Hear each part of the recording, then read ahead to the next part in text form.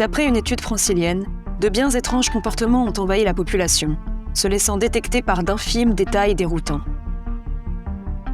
Des gens parlent tout seuls dans la rue. Certains scrollent sur des vitrines. D'autres ont du mal à fermer les fenêtres. La plupart cherchent périodiquement et frénétiquement des prises de courant. Dit comme ça, le problème n'a pas l'air grave. On pourrait en rire et passer à autre chose. Pourtant, les chiffres sont éloquents. 25 heures par jour devant les écrans. Croissance de facteur 8, racine carrée de 128. Au terme du plus grand effort de recherche jamais envisagé, un consensus semble se dessiner. Il y aurait un lien entre ces comportements et les appareils à écran. Cette conclusion hardie peut susciter le scepticisme des plus sceptiques, comme celui des antisceptiques. Et pourtant, la réalité est là.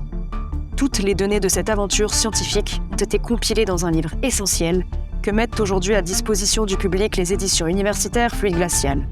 Enquêtes, témoignages, descriptions taxinomiques, expériences comportementales, approches multidisciplinaires. La série Réseau Boulot Dodo décrit de manière incisive comment nos comportements de mammifères rustres et brusques ont changé avec la fréquentation des écrans pour faire de nous des mammifères rustres, brusques, mais connectés.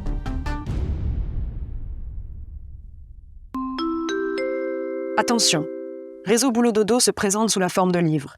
Il ne peut donc être ni cliqué, ni scrollé.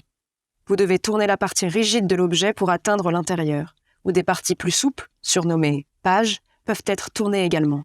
Veillez à ne pas glisser trop rapidement la pulpe du doigt sur la tranche d'une page, sous peine d'encourir une coupure non virtuelle.